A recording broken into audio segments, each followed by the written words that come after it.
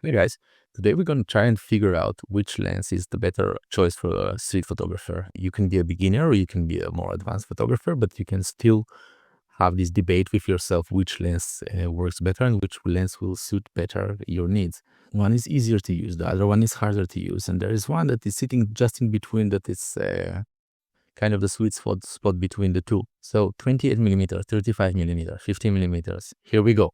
Each focal length is a very personal choice. I can meet tens of different street photographers, and everyone will stand strongly behind the lens he's using and will have these arguments to support his claim that his lens is actually the best one. But actually, it's the best lens for him, the best lens that suits his character better, and the tool that provides him with the opportunity to get better photographs by his own style. And we are on the style subject. Lens choice has also a big impact on the way your images looks like. So they do benefit to your style. If you're shooting all the time wide with, I don't know, 28 millimeter lenses, your work will look different than someone who's shooting all the time on 50 millimeter lens. There are a lot of small nuances for each lens, but we will focus on the broad things and try to understand which lens is suitable for who. The 28 millimeters. It's probably the toughest lens for street photographer. I wouldn't recommend that lens for a beginner. It's ambitious, it's challenging. Composing with it will really make you sweat because there's so much to capture. If you're not getting close enough, you will find yourself with a lot of small elements that you need to spread through the frame.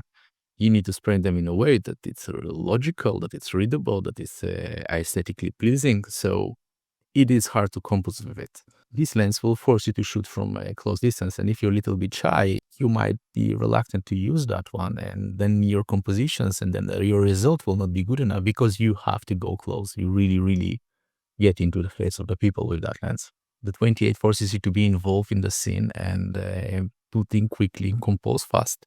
It also exaggerates the perspective a little bit. So if you're getting too close or if you're trying to take portraits, you might find the person with a very huge nose and kind of distorted head, or if a hand is coming from the angle of the frame, feel like it's too long or something like that.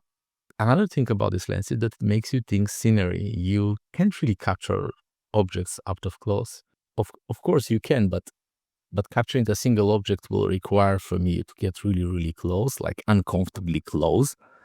And by doing that, you're also distorting the person's face. So you will have to consider the surrounding of the subject. So you will have your subject and you the surrounding. So it's not a point and shoot. You cannot just point on the person and take the photograph because you will have so many other elements getting into your frame that you need to consider.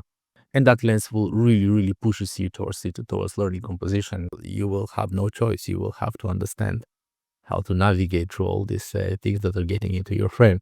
It's good for wide scenes. It's good for tight streets, narrow alleys, whatever space that you can think that is relatively narrow and you don't have a lot of space from your distance. You can, of course, use it on open spaces, but then you will have to get closer to the people. I like to use that lens in the smaller streets because people are passing next to you and you're kind of naturally there. You're not really invading their space. You are invading their space, but you are there on the street, not necessarily that you are on an open space and you came to them with the lens and start shooting. So it's a little bit different.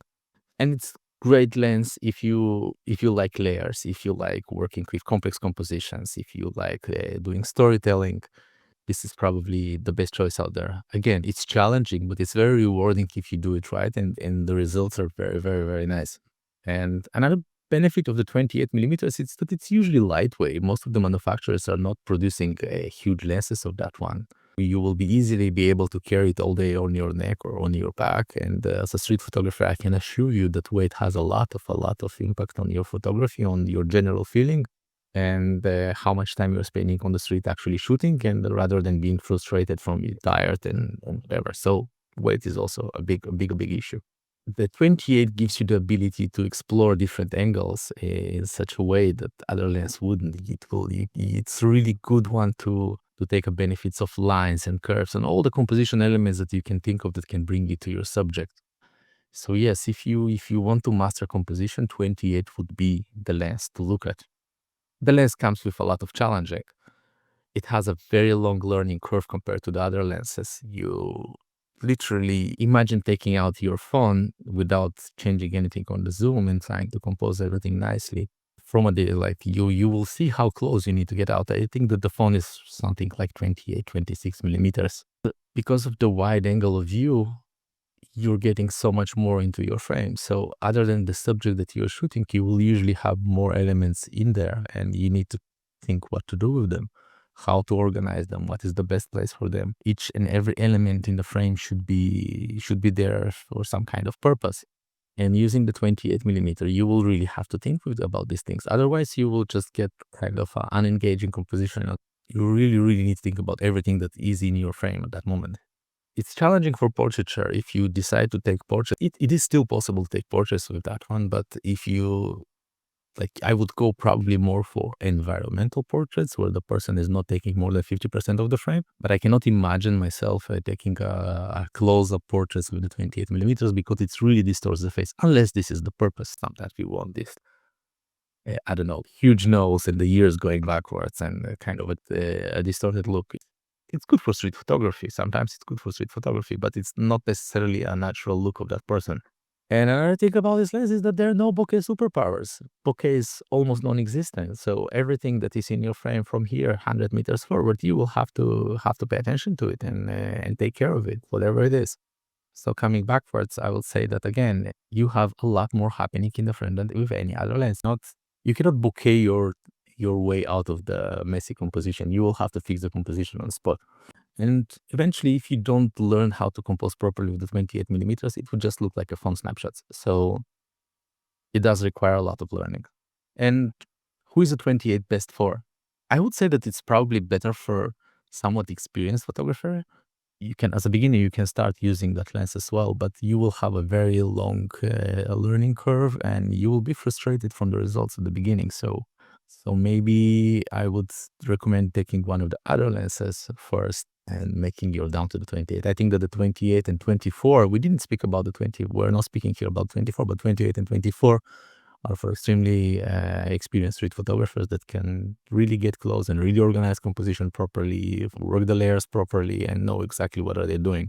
And it's also for people who like to be close to the action, to get interesting and energetic photographs with that lens. You really need to be there. You cannot just stay on the sidewalk and people passing by and expect to get a good photo. Not possible. You just need to be close. Otherwise, the elements, everything will be just very tiny. And it's good for storytellers. If storytellers is your thing, yep, go for it. Think 28, you will enjoy it. The next lens that we're going to talk about is the 35 millimeters. I have shot with the 35 millimeters for many, many, many years. It's one of the lenses that I think that I have the most experience with. And I will tell you that my first experience with the 35 millimeters was not good. I purchased the 30, I was shooting zoom lenses and telephoto lenses at the time. I purchased the 35 millimeters because it was suggested online and people say it's a good lens, you should try it. But I didn't know how to work with it. I was pretty much used to do tight shots and everything bokeh behind and nice and blurry. And when I took the 35 millimeters, I was suddenly, I would feel that the pictures are not pretty enough. That was my issue. Pictures were not pretty. I didn't really bother understanding the compositional concept back then. And I think I sold it. And after some times, I repurchased it again. And later on, I purchased the Fuji X100 series and I shot with that one extended period of time. 35 millimeters is not an easy stone to swallow at the beginning, but later on, when you get used to it, you can really learn and enjoy the benefits out of this lens. Broadly to speak about this lens, it's pretty similar to the 28. You can still do layers, but not as complex ones. You can still get close, but you don't need to get as close. You can still do complex compositions, but you don't need to deal with so many objects. But actually, I could say that you could achieve the 28 look if just by taking a step back, in a way. But you still need to get close, but not as close as the 28 millimeters. It is kind of balancing. It works both for storytelling, fight scenes, but also you can work with it with single subjects. 35 is already much nicer for street portraiture than the 28. It is great for environmental portraits. You can really take the person and the environment and surroundings of him. It is, if I was beginning in street photography right now, I would probably pick up the 35 first rather than the 28. And work out, understanding how compositions work out, learning to feel the frame properly, and slowly, if I feel at some point that, okay, I feel limited with my field of view, take back to the 28 millimeters. Another thing with the 35 millimeters is that they're often coming with a wide apertures. It doesn't give you so much of bokeh unless you're really close, but it gives you the low light abilities. But it comes with the cost. It will be heavier lens than the small pancake lenses or similar to that.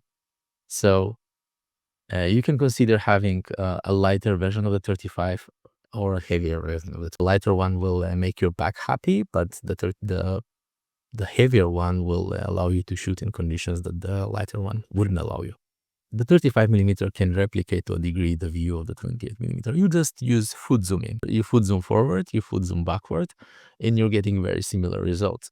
While you can achieve the similar results, the perspective, the depth, and the visual effect, they will differ slightly. And that's okay. That's not a big difference. You can still use it in a similar way.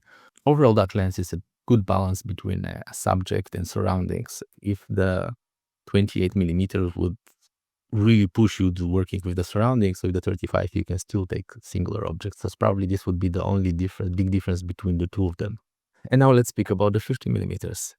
It is easier to begin with. Actually, if you're a beginner and you're picking up the 50 millimeter lens, you almost instantly can create interesting portraits, something that is visually pleasing and just nice. You can use the bokeh, blur things around, and the results are quite aesthetically pleasing. So that might be one of the reasons to go for the 50 millimeters. It's also the focal distance that we perceive more naturally. There is something about photographs shot on 50 millimeters. From one side, also the street look, but on the other side, there is some intimacy in these photos. It's closer, and it is perfect for to include two people in one frame.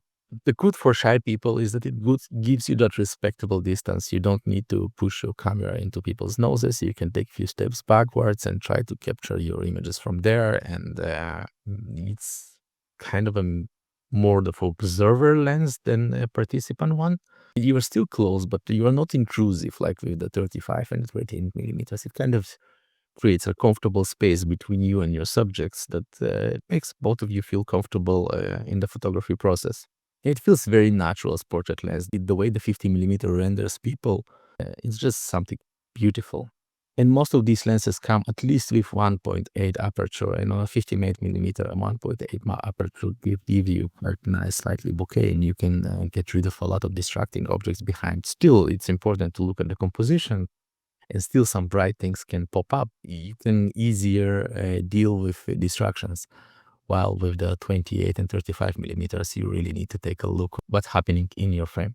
And the additional benefit of the lower aperture is, of course, you can use them in a lower light. A lot of times people will just carry a 1.8 millimeter in the bag as a small lens and just use it in some indoor spaces or working with candle lights or street lights and stuff like that. This is a lens I wouldn't take to narrow streets, and if I need to get closer to subjects and take a wider scene, sometimes it's not impossible because the limit of the field of view is just very, very limited. It's not easy to create complex compositions with that lens, actually, because complex compositions require more space, and when you have less space, you're kind of limited with less objects to compose with. And if you're trying to do layering, it is still possible with 1-2 subjects, but if you try to do layering with 50 millimeters, even at f11 or f12, you will still have significantly shallower depth of field, let's say the 28 millimeters. So if you are targeting toward the layers, go to the other two lenses. If you decide to go with the really low apertures with f1.2, that lens can be 1 kg. So then for me, it loses its purpose of being a street photography lens. You can use it nicely in the studio and for other things, but take something else smaller for the street. Lens choice is really individual preference. You can actually shoot everything with everything, but you need to think about these things. Are you a little bit shy? Are you feeling comfortable, or you're feeling comfortable getting close to people? Do you like simplicity and emotion, or you're more for complexity and like organizing the chaos? That's what a lot of street photographers do. That's why what lens you choose, it really depends on your personal photography style. And something that is good for you today not necessarily will be the same good as for you tomorrow. If you're today sitting on a 50 millimeters, you might consider going wider. But if you're today sitting on a 35 millimeters, you might say, well, maybe I want to get some more intimacy. Maybe I want to show a little bit more portraiture, street portraiture, or just giving a little bit more distance from our subjects. Maybe you want to rest a little bit of being all the time in the action. If you're a seasoned photographer, you probably don't need my advice and you know exactly what you need. You will learn so much more about observation and human emotion if you use the 50 millimeters. But you will learn so much more about composition with the 28 and 35. With the 28 and 35, you cannot bokeh out of whatever is happening there. You just need to deal with backgrounds and structure and lines and whatever is there. So who are you as a photographer? Are you more artistic in a way you express yourself, or you just like to deal with complex things and solve problems? So I think that most street photographers, the majority are problem solvers, but I do like the photographers who like to express themselves artistically as well. So for the ones who like to express themselves artistically, I would go for the 50. For the other ones, the 28 and the 35, and probably the 35 first and the 28 later on. And I have a small bonus tip for you. It doesn't matter which one of the lenses you're choosing, but it's important to master your lens. We often think that, okay, I will change my lens and my photography will change, get better or worse. A lot of people connect their improvement in photography with the change of lens, but actually it has nothing to do with that. You need to take the time to learn the lens. Whatever lens you take, use it extensively and exclusively for extended period of time. Don't change lenses all the time, because then your mind and your eye is not getting used to deal with the scene. So if you're choosing 50, go with the 50, at least for a year. I recommend 2, but at least for a year, shoot with one focal length. Then you will work with it automatically. And the real secret, it's not about the lens. It's about how you use it. It's about your ideas. It's about your photographic vision. It's about your experience in composing a compelling image. For me, shooting with a prime lens, it's bringing me into the zone. It removes all the complications around. Choice is something that can rob you of your attention. If I don't have zoom, I can zoom with my feet. I will go and I will get closer and I will explore the scene in a photographic creative way from every possible angle to get my shot that I was looking for. When I was younger in my photography, I was very much about playing with different focal lengths and everything. But slowly, I got to the understanding that primes are giving you more discipline, better compositions, and better learning process. You kind of learn the focal length and you become better at what you do. Now I'm getting older, and with wisdom comes the desire to let it go a little bit from the complex compositions. I will probably be looking. I have this inner desire to go toward the 50, keep life simple, focus on emotions. I still haven't done that, but the idea is cooking in my mind. So I might go and do a change and shoot exclusively with the 50 millimeters for a certain amount of time. Not ready yet, but I will be. So what is your preferred lens for street photography? And since we're finishing, don't forget to tell me what's your focal length, what's your preferred lens for street photography. See you next time.